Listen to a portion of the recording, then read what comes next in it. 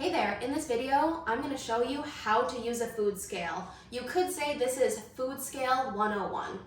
First, I have my food scale, and what you want to do is make sure that when you purchase a food scale, that it has various units. So ounces, grams, milliliters, and pounds, because you're going to use different units based on what you're measuring. How do we know which unit to use first of all? Well, it all depends on the nutrition facts label. So if we zoom into this almond milk, you could see that 1 cup equals 240 milliliters. So I'm gonna make sure that I set my scale to milliliters because that's on the nutrition label. And the reason I'm using a scale is because it's way more accurate than eyeballing. When we eyeball, we can underestimate up to 44%, and that could unfortunately make or break your results. So let's do an example of weighing this almond milk. So let's say I'm gonna make a tiny little smoothie. I put my cup on the food scale, but as you can see, now there's weight on the scale. Now you don't need to do some crazy math. What I'm gonna do is I'm gonna zero it out, and then I'm going to put half a cup in here. So remember, 1 cup is 240. So half a cup would be 120 milliliters. So I'm going to only weigh out 120 on the scale.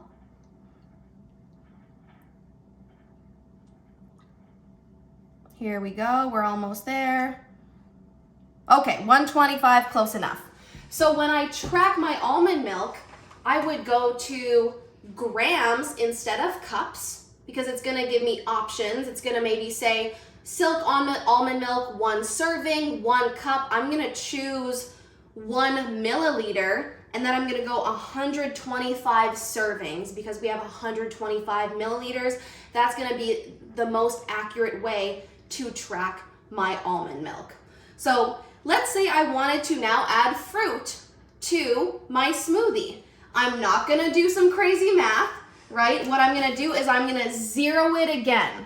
So now I zero the scale once again. Let's say I'm adding these dark sweet cherries. I look, now it's in grams. So let's say I'm gonna add exactly the serving, 3/4 cup. So now I would switch it to grams because now we're in grams, and now I would add 140 grams of cherries into this smoothie. And I would do that over and over if I'm adding flaxseed or chia seed or protein powder.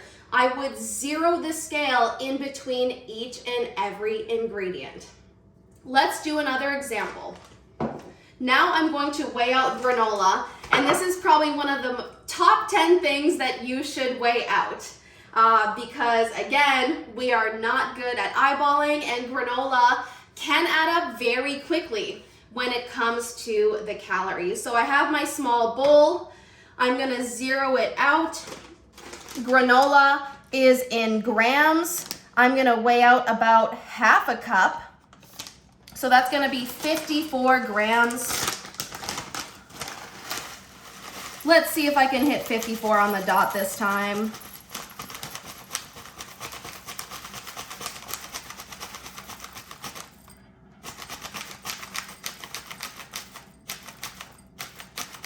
So we're going to 54. That's gonna be our serving.